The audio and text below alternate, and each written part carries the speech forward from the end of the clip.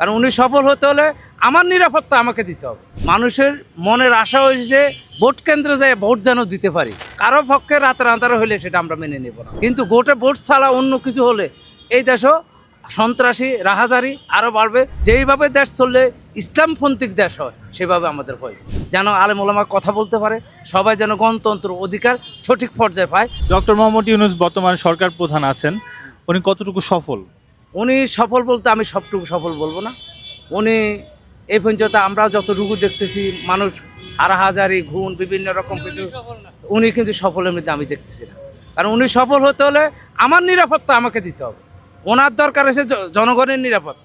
জনগণের নিরাপত্তায় তো আমরা পাইতেছি না, তাহলে আমরা কিসের সফল আছি?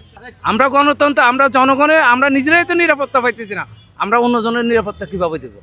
উনি যেভাবে দেশ চালাইতেছে এই দেশের আমরা কোনো কিছু মানে অনেকে বলতেছে যে উন্নয়নের বা পূর্বের শাসনের বিভিন্ন রকম মতামত দিতেছে। আমরা মতামতের মধ্যে একটা জিনিস পাইতেছি না, সেটা হলো কি আমার নিজের রক্ষা। নিজে বাঁচলে বাপের নাম, এই কথা অনেকে বলে, কিন্তু আমরা তো নিজেই বাঁচতে পারতেছি না, বাপের নাম কীভাবে লোক? আসলে আমাদের ব্যবসা বাণিজ্য বর্তমান শীত তুলনায় আমরা কিছুই না। বর্তমান ব্যবসা বাণিজ্য অবস্থা খুবই সংকট তৈরি হইতেছে, কারণ মানুষের হাতে টাকা পয়সা মনে হয় খুব সমস্যা মানুষে আছে। আমি ব্যক্তিগতভাবে যা বুঝি, আমি নিজে সংকট থাকলে মানুষকে সংকট মনে করি, এই হচ্ছে আমার কথা। আর ব্যবসা বাণিজ্যর দিকে চতুর্দিকে যেভাবে আমরা ফুটপাতে আছি, আমরা খুব কষ্টে দিয়ে আছি। ফুটপাত নিয়ে আমাদের সকল দিকে দিয়ে সমস্যা, কোনো দিকে দিয়ে আমরা কিন্তু আরামে নেই। সব দিকে দিয়ে আমাদের সমস্যা, সংসার চালাইতে কষ্ট হইতে আছে, পারিবারিক সমস্যা, বিভিন্ন ক্ষেত্রের দিক দিয়ে যায় আমরা কঠিন সংকটে আছি বর্তমান। এখন বর্তমানে যে পরিস্থিতি দেশের, এখন কি আপনার মনে হয় কি নির্বাচন দিলে ভালো হয়? কি নির্বাচন হলে দেশের পরিস্থিতিতে আবার নিয়ন্ত্রণে আসবে?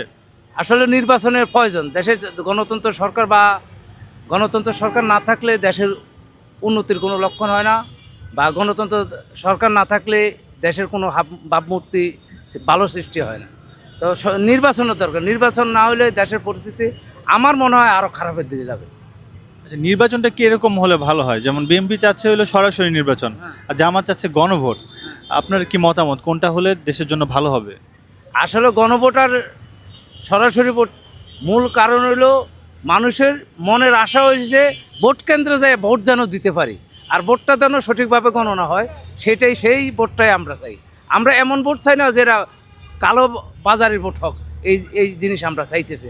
আর এই জিনিসে আমাদের বর্তমান মনে ধারণা আমরা চাইতেছি গণতন্ত্রের মাধ্যমে গণতন্ত্র সঠিকভাবে পর্যালোচনারভাবে মানুষের মাঝে পৌঁছে যাক, যে এই জিনিসটা মানুষে ভোট দিছে, ভোটটা গণনাভাবে তার পক্ষে হয়েছে। কারো পক্ষে রাতের আন্ধারে হইলে সেটা আমরা মেনে নেব না। আবার এই জিনিসটা হওয়া উচিতও না, আমি সাধারণ নাগরিক হিসেবে বলছি।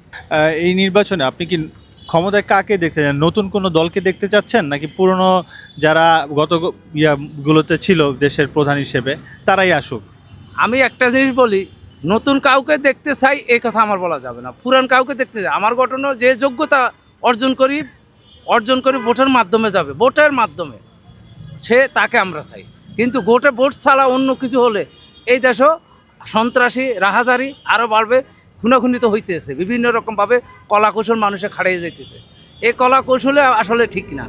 আপনার একটা জিনিস চিন্তা করতে হবে, আল্লাহ রাসূলের দিকে তাকাইয়া, যেইভাবে দেশ চললে ইসলামপন্থিক দেশ হয় সেভাবে আমাদের প্রয়োজন। ক্ষমতায় মনে করেন যারাই আসুক ভোটের মাধ্যমে, তাদের কাছে আপনার দাবি কি?